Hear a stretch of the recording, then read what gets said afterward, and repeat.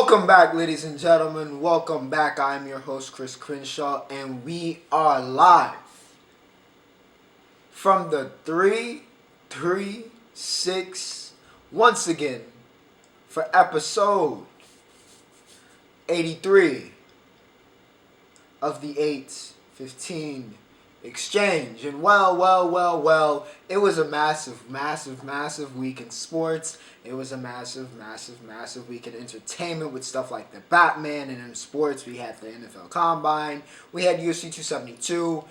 We have plenty to talk about. Alright, so I want you to sit back, I want you to relax, I want you to calm down if you're watching this in full and not taking advantage of what's always in the timestamps, which are in the description, right? Or rolling to my social medias, to follow me there on Twitter or IG or Snapchat, whatever it is, or TikTok. If you're not going to do that, I want you to sit back, in a cozy chair. You've got this put up on your phone or your laptop, or you got it on your TV, whatever you're doing. I want you to sit back, I want you to relax and buckle in. Alright, buckle in, get your food, get your drink, and just relax. Just relax. Because this is going to be a good one. Not just because it's the spring break edition of the 815 exchange, as we are back home in the 336, taking a little bit of a reprieve from school, even though I still have a presentation due on Saturday, which, I mean, it is what it is at this point, right? Despite that, we are getting a break. No traveling anywhere as far as I know. Who knows? Anything can happen. You know how this is. But we are here. We are very comfortable. We're back home. Back in Greensboro. So let's get this show onto the road, right? Let's get this show onto the road. Remember to like, share, and subscribe as always. If you guys are enjoying the content, whether it's the reaction videos, whether it's the 815 exchange, whatever it is. If you guys are enjoying it, the support is much so appreciated. A little over halfway to being monetized, so that's dope. Appreciate you guys. Getting close to 600 actually, I believe. So yeah, appreciate you guys on that. Appreciate the love, and yeah, like I said, I hope you're comfortable. Hope you got your food and drink. Hope your lime's out on your bed or your chair, wherever you are, cause it's time. And by time, it's the iconic line of what Bruce Buffer, who of course is the announcer for the UFC, he always says, it's time. So it's only fitting that we start off with the UFC today. As UFC 272 was this weekend. Not headlined by a championship. It was one of the, I guess on paper, even though it still looked like it could be a solid card, and it was. It looked like it was going to be one of the weaker cards. Fair enough. Of course, it was headlined, by the rivalry of Colby Chaos Covington and Jorge Masvidal. And of course, in the Roundup and on TikTok, I told you guys I had Covington. Not that I, wanted Colby to win, but I just thought Colby was the better fighter. And that's what happened. Alright, that's what happened in this fight. Colby controlled it the whole way through. It was really just a levels to the type fight.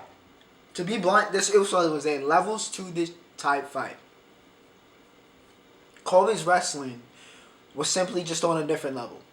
Not even that his technique was just something spectacular. It's just Jorge was not on that level in terms of defense to stop it. And offensively, Colby was just on another level to keep it going. And then, of course, the signature gas tank of Colby Covington. It's lauded. It's legendary. And that combined with the pressure he pulls, it was... Jorge could do nothing. He could do nothing with Colby. He never was able to get into a rhythm. And by the time, opportunities were produced. And that's one of the things that makes Colby one of the more, if you're rooting against him, one of the more frustrating, not just because of the persona, not just because of all that. But as a fighter, he's very frustrating because it's not like he's unbeatable. There are holes and opportunities that he's going to present you with throughout the fight. It's just whether you're going to have enough, endurance to be able to take advantage or be smart enough, to be able to deal with the constant pressure. And not everybody can. Most people crack under the pressure or aren't able to pressure back. Usman's able to do it because he's on the same level in terms of talent, and he can handle the pressure, and he can answer right back and put Colby on the defensive. Just as much as Colby does the same to him. Jorge wasn't able to do that. He could not do that. So, he could not, he had nothing. He had nothing for Colby. He would just get backed up against the cage. In opportunities where a smarter fighter, a less tired fighter, would just circle back out to the middle of the ring, which is where he was doing his best, try to make this a striking battle where you could beat Colby potentially. He was too tired to do it. Too tired to do it. And Colby just continued to do it, and he did what he said he was going to do. Besides the finishing. But he beat him. He beat him pretty handily. So, yeah, shout out to Chaos. He gets it done.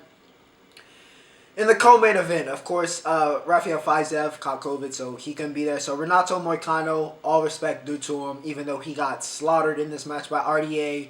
I mean, this was a beatdown. I do want to give a shout out to Mark, though, Mark Goodard, because great job reffing.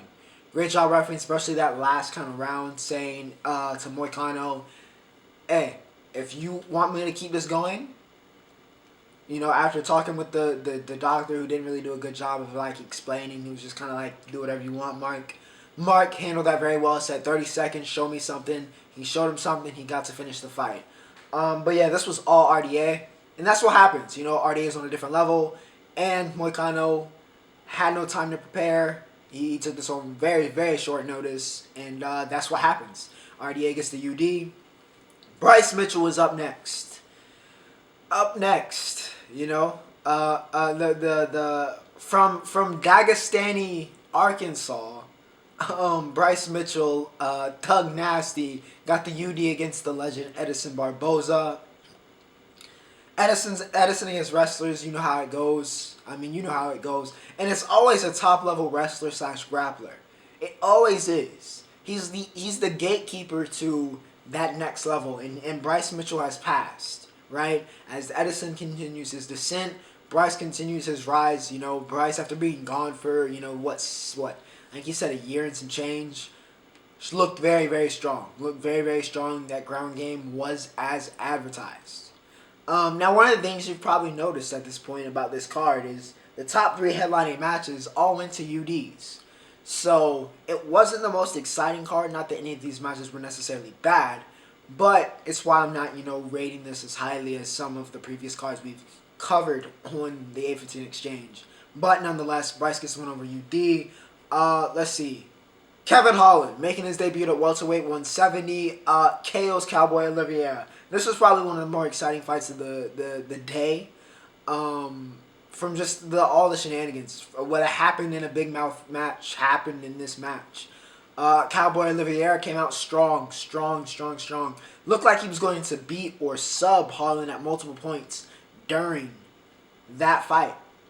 Didn't come to be, but he looked very good. Clearly won that first round. But then, I don't know what it was. I don't know what he told him. But Kevin Holland flipped the switch. He flipped the switch, and from there, it was over. It was done. Forget about it. Second round, he came out like a different beast. Caught Cowboy, took him down, finished him on the ground. It is what it is. Kevin Holland looking good at 170. The power translated. We'll see. Gonna have to work on that takedown defense because we got some wrestlers at 170 that will take you down and can hurt you. So he's gonna have to work on that, right? But in terms of the personality and at least on the feet. It seems like Holland can hang with anybody in 170, so that'll be an interesting storyline to see how that develops.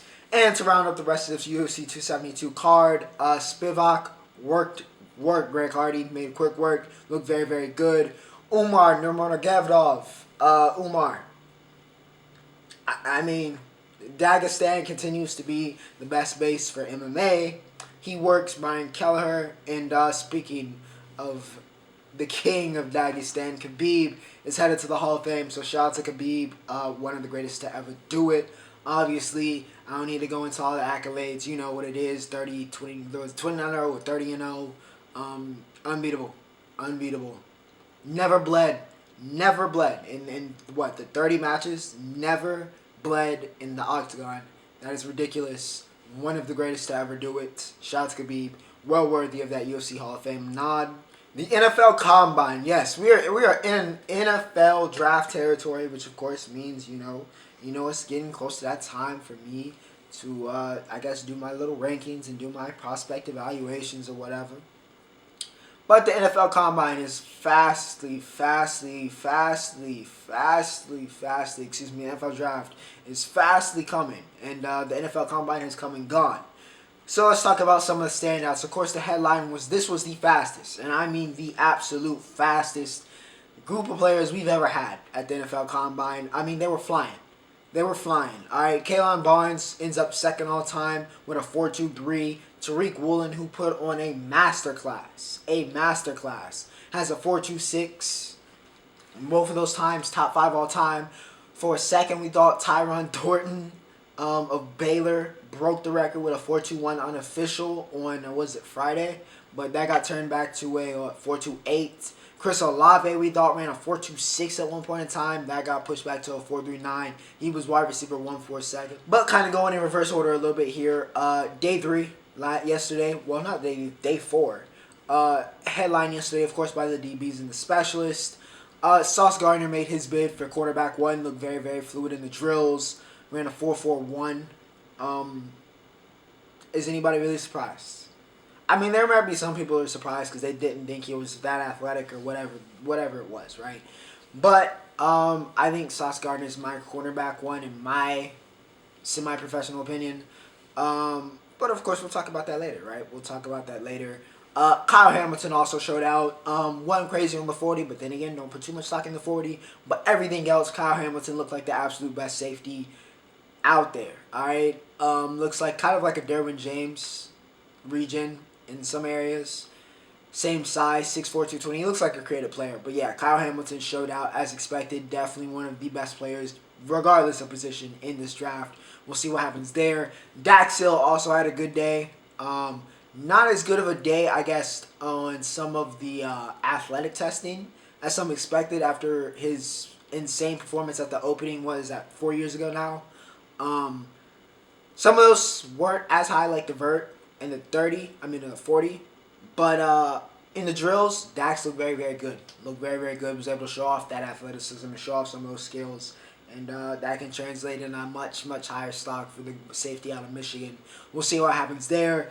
Day 2, of course, one of the big stories of the week was always going to be Malik Willis as we continue to try to look for who's QB1. Listen, Malik Willis has a lot of raw skills that are very good, as we saw in the Combine. I'm not sipping the juice. Shout out to his agent, though, and whoever his marketing department is. The only mistake was that y'all posted that video of him helping the lady out, even though it got the coverage y'all wanted, and everybody's like, oh, Malik Willis. The one mistake you did was you shouldn't have posted it on your profile that has sports marketing, marketing director, marketing development type thing. Because that's a dead giveaway of what it is, right? But still a good marketing ploy. Still a very good marketing ploy. Shout out to the agent. That's what you're supposed to do. As an agent, you're supposed to make up those situations and get that done. So shout out for them for getting that from Malik Willis. And of course, he showed off the big arm. We know this. Y'all gotta chill with the Lamar Jackson stuff, alright? He is not Lamar Jackson. He is not Michael Vick. He's not even close, alright? Do not expect when you get Malik Willis for him to be one of them. He's not. He is not even on the same. If they're like this as a prospect, he's like this, right? They're not even close to the same prospect Lamar and Vic were. So relax with that. Y'all ease up with that. Willis could still be developed into something good. I will say that. But y'all got to relax on that. The Ohio State receivers. Listen, we knew they were great. Chris Olave stole the show. Definitely needs to be some conversations about him possibly as wide receiver 1. Also, Garrett Wilson did Garrett Wilson things. No surprises there, but Olave definitely stole the show. Christian Watson, also from North Dakota State, had a very, very good combine for the receivers. D-line, UGA D-line. We knew Jordan Davis was going to have a great combine. Still not completely sold on him, just as a player. Still, he was the most overrated player in college football, quite possibly last year. So we're gonna see. We're gonna go back, look at the footage and everything. But we knew he was gonna test well. It's just whether he can be as elite as some people believe he can be with his size, and they just kind of fall in love and athleticism. Trayvon Walker, though, had the best week of any Georgia defender, and especially on that Georgia D-line. Not that all of them did not show out, because they absolutely did. Devontae Wyatt also had a great day. But Trayvon Walker definitely stole the show, looked very, very good. I saw a lot of him possibly going top 15. Some maybe even had him creeping possibly into the top 10. We'll see what happens there, though. What Walker does appear to be a stud, in my opinion. And, of course, Ike Nwanku, Charles Cross, all did fantastic. Fantastic. Ike from NC State, looking like he might be number 1 overall, which can't be mad at. You know, Jaguars, you need everything you can. When's the last time we saw Trevor Lawrence play behind a good offensive line? Was that his freshman year when he won a national championship? So there is a recipe for success there, and just kind of you want to get your franchise quarterback a good O-line, right? You want to do that. Even the Bengals who made the Super Bowl need to do that. So Icky, definitely an option there. Cross definitely raised his stock. Kenneth Walker and Breece Hall, both probably had the best 2 days as far as running backs go. At least at that top tier. Looks like they're going to be the top 2 backs. I would agree on. Whether they're first round backs, we'll see. But yeah, they've kind of seemed like they've separated here as the combines happen. But it was a very, very interesting NFL combine. Everybody freaking out about Pickett's hand size, which I'm not too worried about. But yeah, again, this is, there's a lot of guys that are combine warriors. There's a lot of guys that are freaks in the combine and are also freaks on the field. But there's also guys that aren't, that can put up these big numbers athleticism-wise, but it doesn't show up on Sundays. So take it, not with a grain of salt. You can take it a little bit more than that, but, take it for what it is, for what the combine is. We still appreciate it. Still love to see it. Another combine is gone and went. Can't wait for the next one next year with that draft class. But that was this year's NFL combine. Entertainment. And we got a full entertainment schedule this week, ladies and gentlemen. We got a full one. All right? I know it's been like, either TV and music or just TV or, maybe a movie here and there. We haven't really had movies in a while, right? But we have one of the most anticipated movies, probably the most anticipated movie of the year for me, personally speaking. The Batman came out this weekend, and I've seen it twice, okay? Made sure we were going to see that one twice. All right, it was 3 hours, so you got to really see it twice anyway to get it in full. But The Batman came out, and listen, it was phenomenal. All right, it was phenomenal. I'm not going to sit here and lie to you. It was phenomenal. Give Matt Reeves a blank check. I love this movie, okay? I love this movie. Now, I can understand the criticisms, some of them, okay?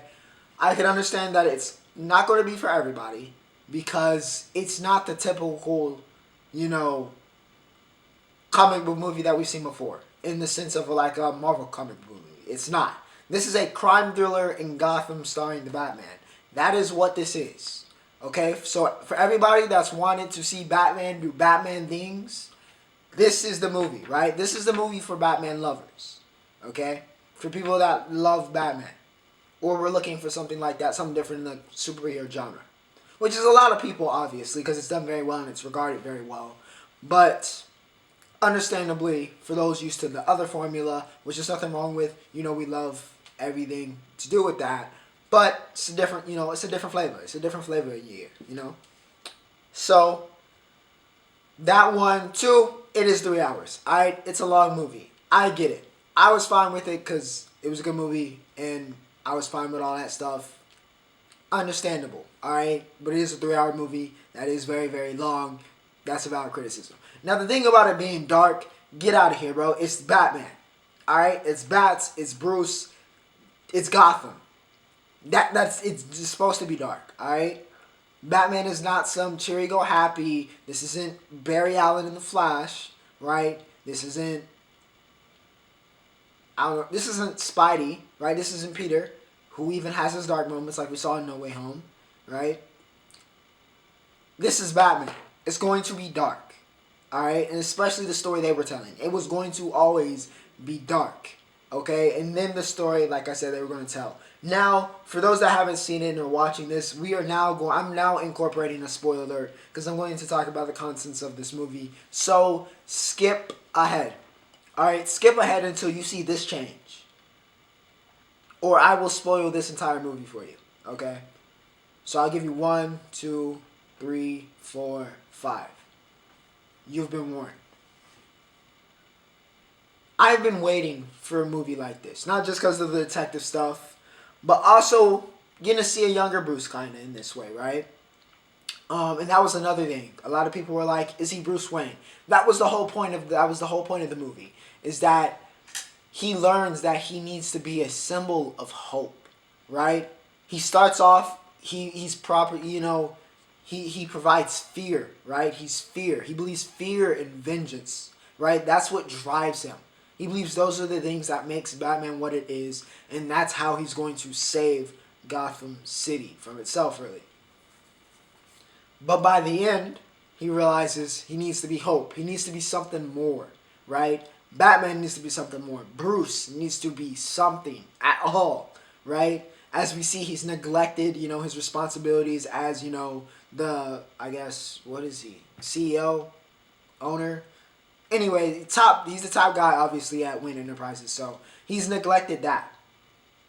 As, Alfred, played by Andy Serkis, which was phenomenal.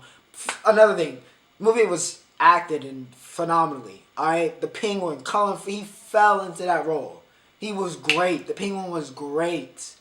Zoe Kravitz is a generational talented. I tweeted this out when we got the first trailer for her. I said she was a generational talent. Zoe is a generational talent. That you cannot tell me that is not one of the most beautiful women in the world. And she can act. She is Selena Kyle. Like, after seeing her, with all due respect to all the Selena Kyles who've done it before, Halle Berry, Eartha Kitt, Anne Hathaway, I'm forgetting Michelle Pfeiffer, some of them did fantastic jobs as Catwoman. Beautiful thing. Zoe is Selena. Alright, she is Selena. She is so perfectly cast for that role. She is so perfectly cast for that role. She is Selena Kyle. Like, if I had to pick someone in the real world that looks like Selena Kyle, she looks like Selena Kyle. What I would imagine her looking like. She was phenomenal. Her chemistry with Rob, of course, as Bruce and Selena, was one of the best things about this movie. Of course, the Bat and the Cat, if y'all don't know, or aren't up to date, they are, they've been married before, I think, in the comics. But they're married in the comics, right? So don't worry about Selena leaving. She's going to come back, alright? She always comes back, okay? They're madly in love, even though he loves Gotham, on that same level. That is also the woman that he loves. Though that opens things up, right? Because we're going to have, a Reeves verse, quote unquote. That does open things up. Because I was wondering, heading into this movie, because I have a lot of things I want Reeves to do with this. Because it's just we've never had a Batman in this situation, this authentic, this young. So it's we can get his whole career. We could get a Robin, right? That's another thing. I love the world building. I know a lot of people had an issue because they don't want to see another Joker, even though I'm sure Barry Keoghan, which was one of the worst secrets in the world, that he was Joker. Even though he's going to be a great Joker, I'm sure. He's a phenomenal actor, and I believe he's got the chops to do it. People don't want to see another Joker, right? We've seen how many Jokers, all right? They're putting up Spider-Man and Batman numbers with how many Jokers we've had. And that's understandable. I want to see... Batman's got the greatest rogues gallery in the history of comic book characters, right? It is stacked, loaded. He's got rogues for days with credibility.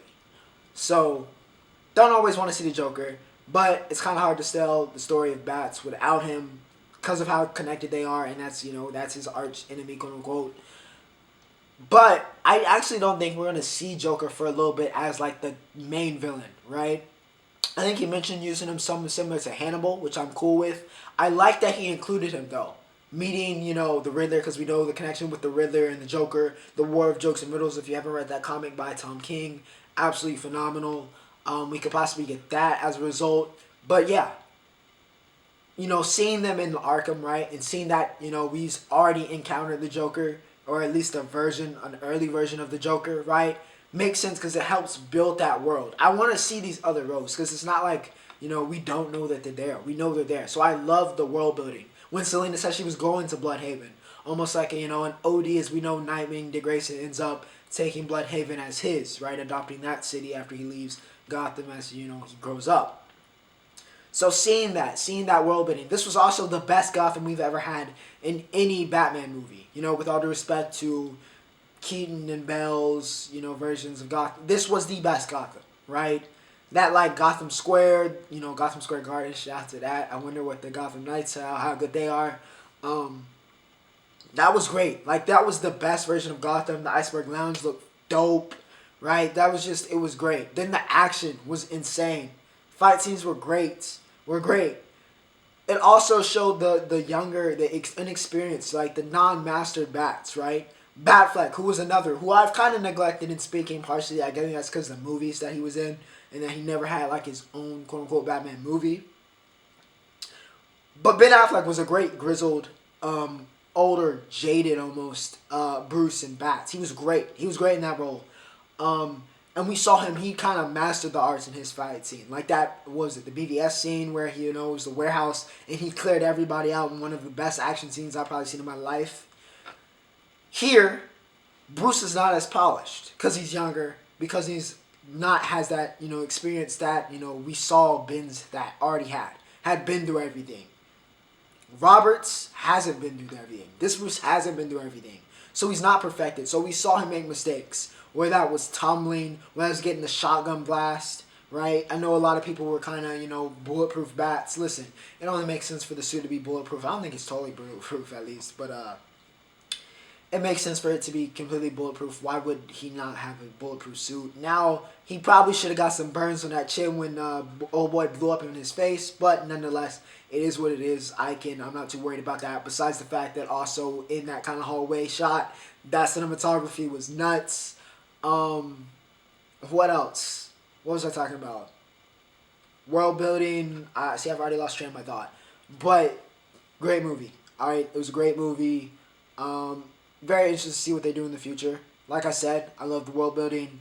I love the acting. I'm all in. I don't see Edward Cullen. Like, Robert Pattinson is Bruce. I can see it. I can believe it. I can see him as Batman. I love the suit, by the way. He looks like Batman. He's got the chin for it.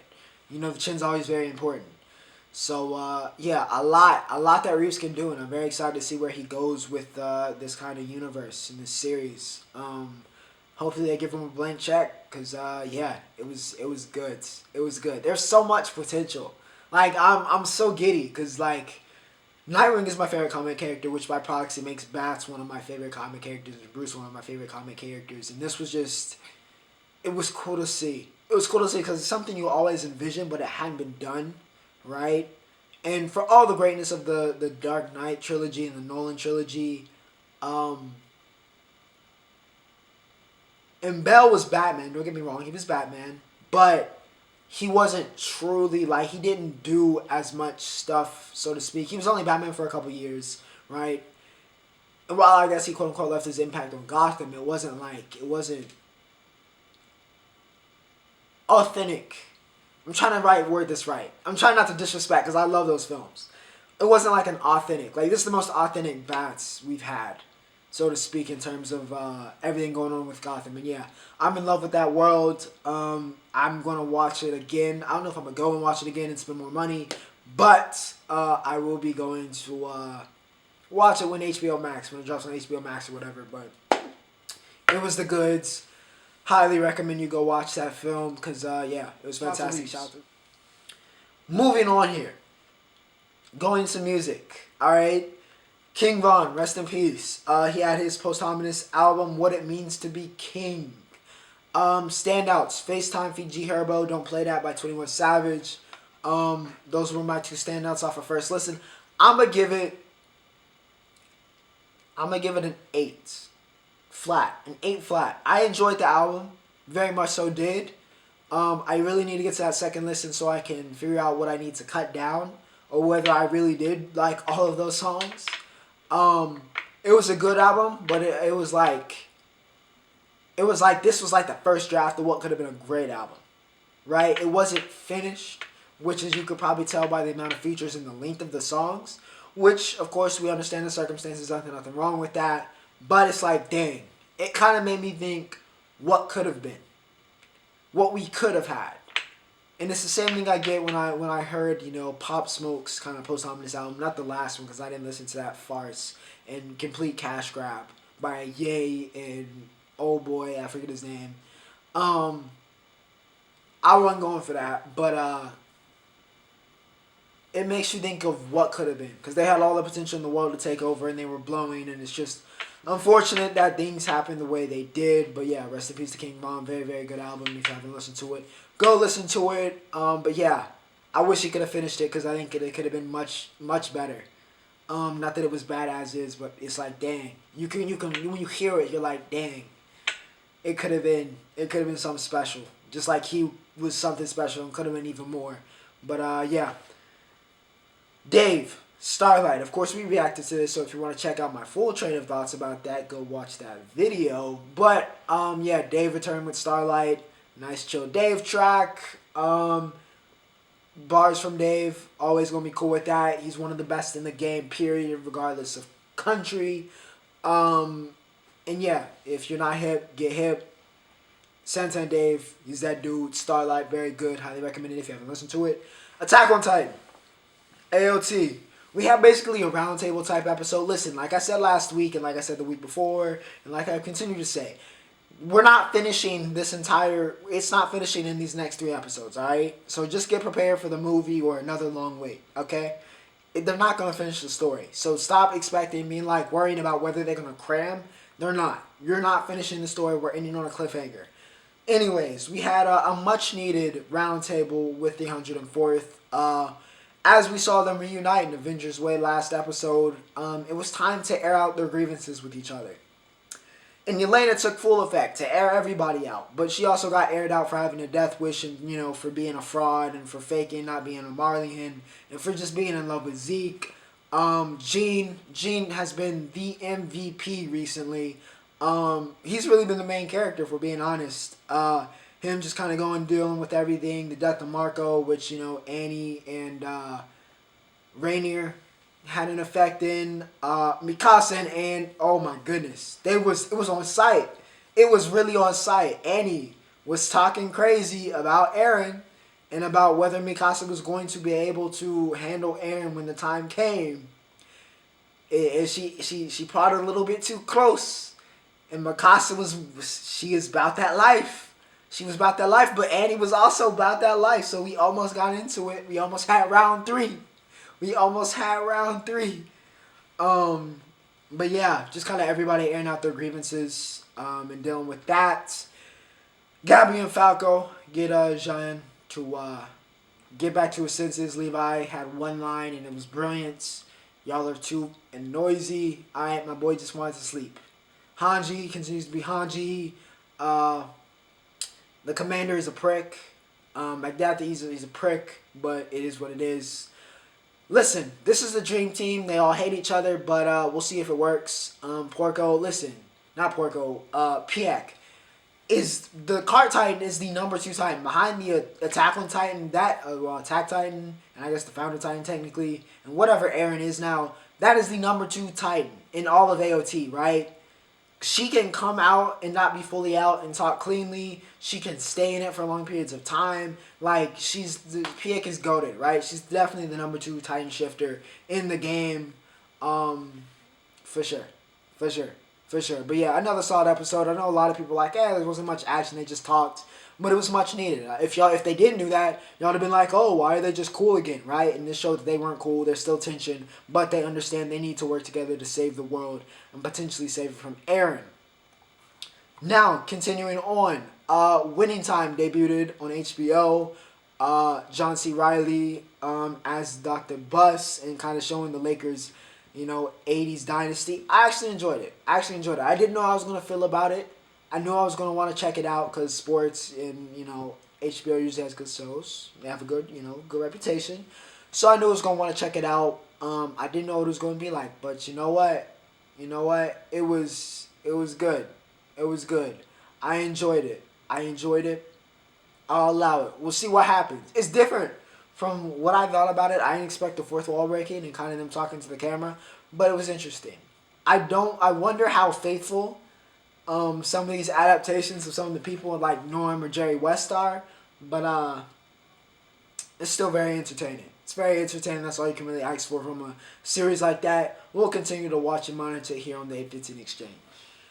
College basketball, the week in college. Listen, I don't want to talk about it. I don't want to talk about it. I don't want to talk about it. I have to, but I don't. We lost to Carolina on Coach K's last home game. 94-81. Armando Bacot, who somehow didn't win ACC Player of the Year, that was kind of a robbery. 23-7.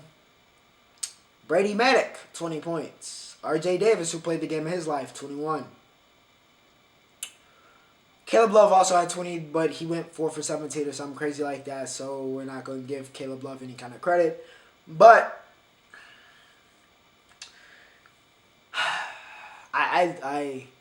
we suck. Listen, I've said what I said about this team. I've said what I said about this Duke team. And if you don't believe me, just wait. Just wait for a couple weeks when I'm right. When this team loses in the first weekend and I have to do a montage of, oh, what happens? I'm Nostradamus. We lost again. Why are y'all so surprised? This team is destined. It's destined. It's written in stone. This is a first weekend lost team. Guarantee it. Write it in pen. Paulo had 23 because he had to carry the team. He had to take a bunch of shots. Mark Williams had 16 and 12, but the defense wasn't up to par like it was in the first game. And just overall, we played worse. This Duke team does what it's done all year. Played down to opponents. When we play a top 5 team, we play lights out. We play lights out. Play like one of the best teams in the country, which we're supposed to be. If we play an unranked team or a team that's not on our level, like this Carolina team, we are going to play down to them.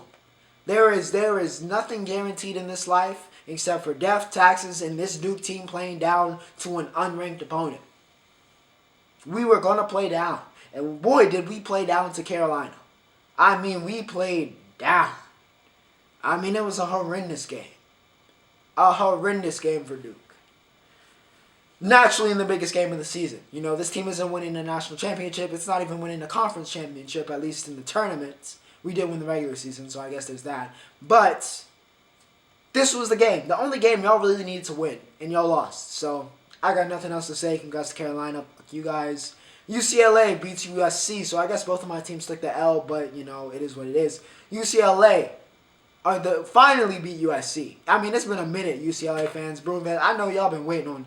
Finally beat them. Jamie Jacquez was a big reason why. He had 27. Mobley had 20 and 8, but it was not enough. It was not enough. We'll talk about the younger Mobley a little bit later and what he's doing. But Mobley, good game. But UCLA runs LA again. Kentucky. Oh, not Kentucky. Not Kentucky. Not Kentucky. No, we'll talk about Kentucky, but it's not the men. Instead, before we get to that, we're going to say one more thing. One more thing about the men's basketball week. Kansas and Texas went to overtime right before the Duke Carolina game. A lot of people were about to be very upset. But that was probably the best game of the week. Goes to overtime. Big David McCormick. 22 and 10. Big time. Big time in a big game. Gets the win for Kansas. Like, win that they needed, right? After the loss last week. Needed to get this win, and they got it. He delivered. Now, the normal star, of course, is Oche for Kansas. But it was not to be. It was not to be in this game for him. At least until overtime, right? Which he scored 7 of his 8 points. Played the worst game of his life. But when it mattered, he was the guy. He was Oche. He was the Oche we'd seen all season. And he showed up big time, and he helped get that win for Kansas. Kansas beats Texas in OT. We'll see what happens as we get to the Big 12 tournament. Should be very interesting. Big 12's been very competitive.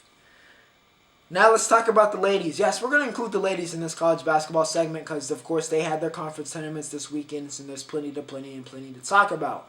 Iowa. We've talked about Caitlin Clark many of times here on the 815 Exchange. She is the National Player of the Year, no question. She is probably the best women's college basketball player alongside maybe Paige Buckers, depending on how Paige comes back, in the world. All due respect to Leah Boston, we'll talk about her later. She wasn't the star in this game. She had 18, but she was not the star. Instead, Monica Cesano, with 30-10 against Indiana, helps get Iowa the Big Ten championship. They win the Big Ten tournament. Congrats to Iowa. That's huge. That's huge for their tournament chances if they can show that even when Caitlin doesn't have a Caitlin Clark dominant game, she doesn't drop 40 or 30, and she has a little bit of an off game, that she has teammates and others. It's not just a one-woman show. That's going to be big in determining, can they, get over the hump? Can they go farther than they went last year, when they ran into UConn and they took that L? If other players like Monica can show up and put in these type of performances, this Iowa team could be very, very, very dangerous because we know how much one player can elevate a team in March, and we know Caitlin Clark is definitely a player that can do that. Over here in the 3-3-6, we have the ACC Women's Tournament, as it always seemingly is. I mean, this is tournament town. NC State takes down Miami after they upset Louisville. I mean, that was an insane comeback earlier in the week. But yeah, State gets the win. They win the ACC. Alyssa Cunane, another 3-3-6 representative. Finished number 2 to another 3-3-6 representative in Liz Kidley for Player of the Year. But Alyssa gets her ACC championship, 17-8 for one of the best players in college basketball. Kelsey Marshall had 24 for Miami, led all scorers, but it wasn't to be. Miami's luck ran out. State, Wolfpack, ACC champs. Kentucky, I said I was going to talk about him, and I've been wanting to talk about him ever since this happened. Take down the number 1 team in the country, South Carolina. Aaliyah Boston did Aaliyah Boston things, 21-11, but it wasn't enough. It was not enough because Dreuna Edwards had 27. Not Ryan Howard, not the possible and probable number 1 pick in this year's WNBA draft. Ryan Howard? No.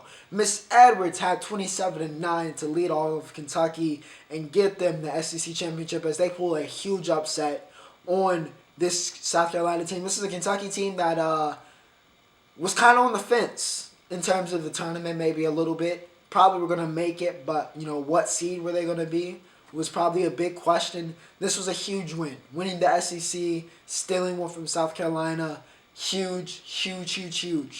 An interesting week in college basketball with other contributors, right? Ryan Howard, Caitlin Clark, normally the superstars of the show, right?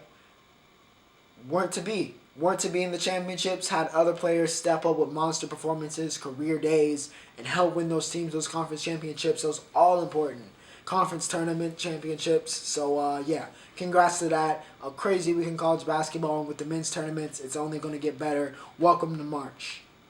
NBA. The Lakers are garbage, which is why we don't talk about them anymore, because they're irrelevant. But LeBron James will always be relevant, baby. Alright? And every time it seems like they play the Warriors, it's always going to be a madness. Of course, on Saturday, they played them 124-116. They got the win. But LeBron had one of the best performances of the year. That's why we're talking about him. 56-10 in year 19 at age 37 for one of the greatest players of all time. Quite possibly the greatest player of all time. LeBron went off. All right, he went ballistic. All right, what he was doing, it was outrageous. It's just a shame that they're wasting this year. Like I said, it's a shame that the Lakers are wasting this year of great Bron, super elite, best player in the world, Bron, because we don't know how many more of those we got. We don't. But Bron continues to show why he's one of the best players, if not the best player on the planet. Additionally, he is now possibly going to win the scoring title.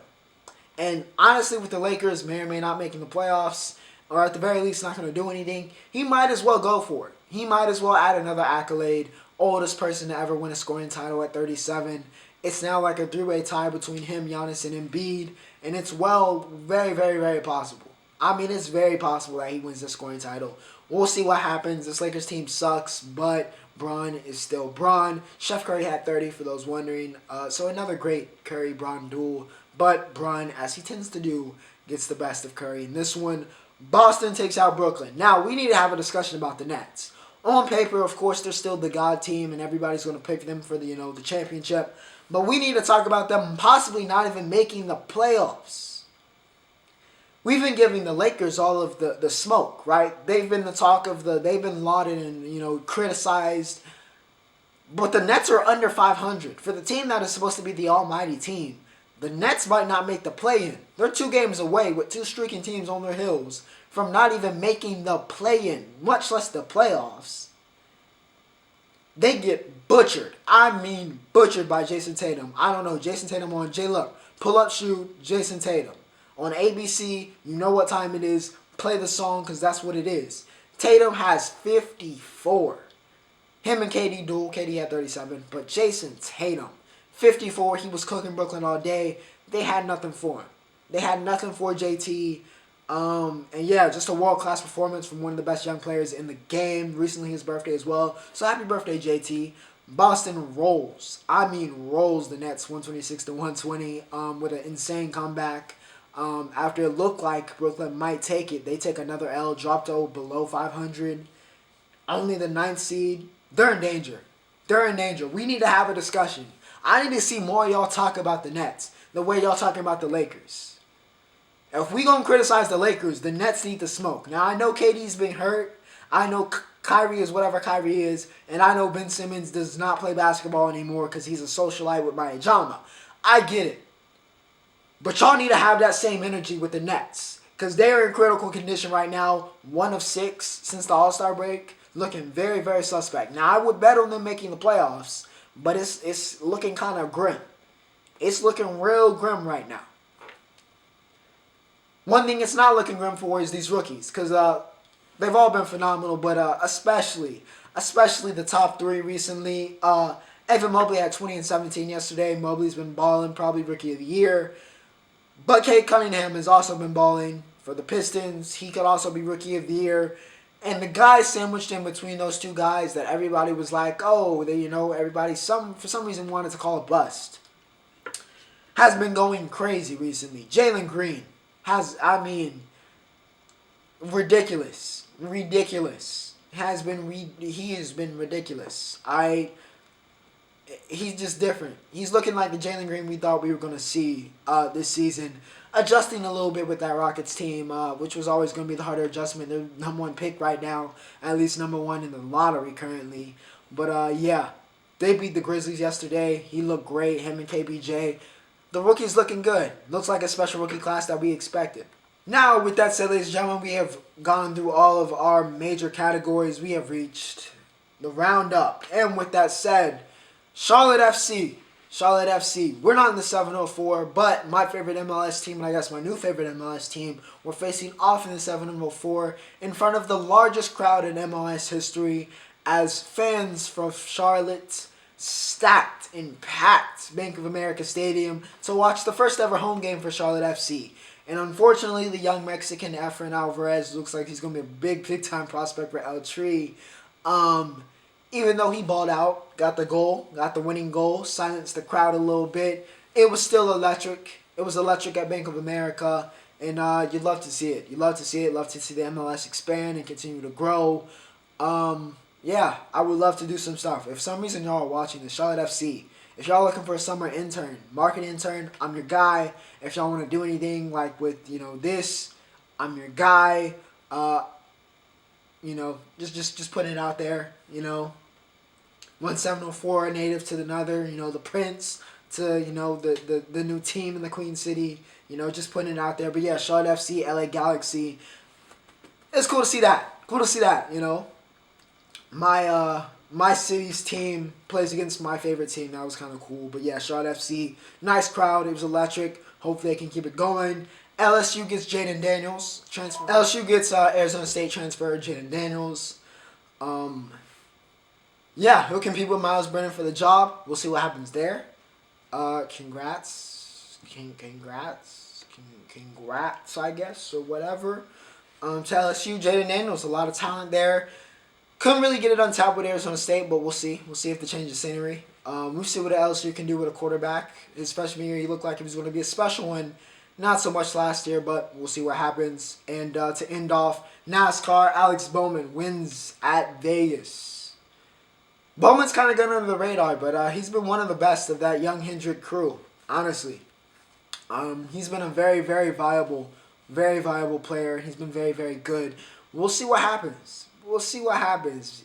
He could be a contender for a championship. I wouldn't be surprised because Bowman can drive. He can drive. I think he's proven that. He's in the 48 now, taking over for, I guess, Jimmy. Taking over for two legends. Taking over for two Hall of Famers. Took over for Junior. Now he's taking over for Jimmy. So, yeah. Not too bad there. But, yeah, Bowman gets the win in LV. Gets it in Sin City. But without further ado, ladies and gentlemen, I hope you guys enjoyed. Like I said, it was a stacked episode. We had plenty to talk about. Probably a longer episode than we've seen in the past couple of weeks. But for my students, I hope you enjoy spring break. Yeah, I hope you guys have a great week, a relaxing week. But without further ado, ladies and gentlemen, it's March. You know what that is. Ocho, signing off.